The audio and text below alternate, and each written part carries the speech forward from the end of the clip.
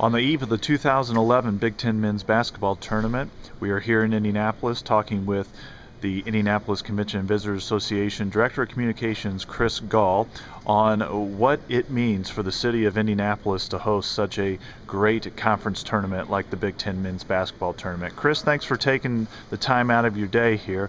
Let's talk a little bit about just the overall impact of the Big Ten Men's Basketball Tournament. Obviously, having the women's tournament here last week, it really should mean a lot to the city of Indianapolis and the Visitors Association as far as having back-to-back tournaments here. Absolutely. In fact, our downtown hotel core is virtually sold out. So this is big business, and we welcome graciously back the Big Ten tournaments each year, both the men's and women's. Collectively, they generate $10 million in economic impact for the city of Indianapolis annually. That's a healthy dose into our economy.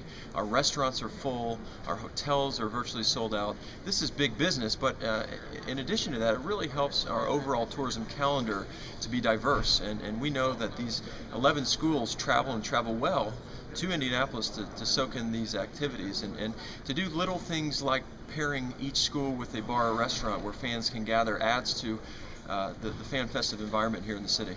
And Chris, you mentioned that it's a big impact for the 2 weeks that we have here in March. March can, even though we're still seeing some signs of spring weather coming, it can still be dubbed as a cold weather month. And for the convention business here in Indianapolis, kind of dubbed a cold weather city, so to speak, it's really key to have this type of activity this early in the season, right? Absolutely. Traditionally, January, February, March are hard seasons for cold weather destinations like Indianapolis to fill, but we've been blessed with events like the Big Ten men's and women's to really come in and impact positively our downtown core and even to the suburbs. So very important piece of business, and as this being the last year of our contract with the Big Ten, we're adamant that we want them back.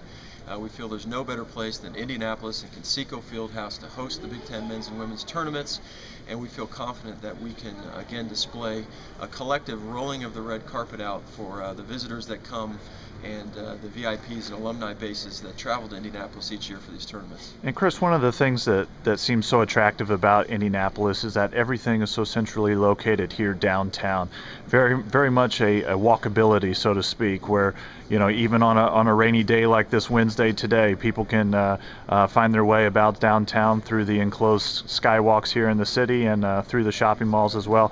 Talk a little bit about just the convenience that the downtown Indianapolis market brings to out-of-city fans. Sure, absolutely. Well, in the last 30 years, the city has hosted more than 400 national, international sporting events, including the Big Ten tournaments and certainly NCAA men's and women's Final Fours. And one of the key points back 30 years ago that the city and leaders then were adamant about is keeping everything centralized and connected. And we now have more hotel rooms connected into the Indiana Convention Center and subsequently into Lucas Oil Stadium than any other convention city in the United States. So it's that camaraderie that it fosters with the walkability, and that Conseco Fieldhouse is only steps away from our Circle Center Mall and our hotel core, that breeds that real camaraderie, that fan festive environment that you see when you take to the streets during an event like the Big Ten men's tournament.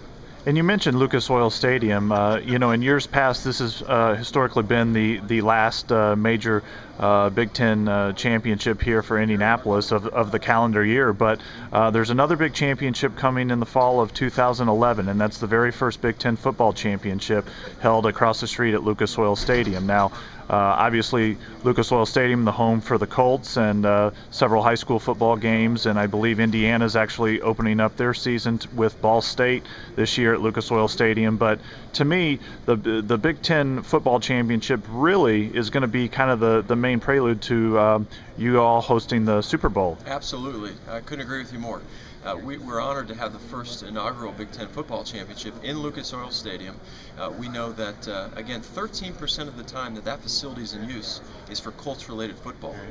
And so it's the other days, it's the other events like this championship, conventions, expos, trade shows, concerts, etc., that we really need to utilize that building. And when the Big Ten came to do a site inspection and saw that it's capable for a Super Bowl, it was designed with basketball and other sightlines in mind, it resonated. So we're excited at that opportunity that only 60 days before we host the Super Bowl in that facility, we'll host the inaugural Big Ten football championship. And it's the compact nature of the downtown that you could be at the new JW Marriott, walk climate-controlled skywalk into the convention center, onto the floor of Lucas Oil Stadium. It'll take you about 15 minutes. It's about a mile, and without going outside into the elements. So we know that will continue to resonate with our visitors, and we hope to continue to bring back the Big Ten Championship for many, many years.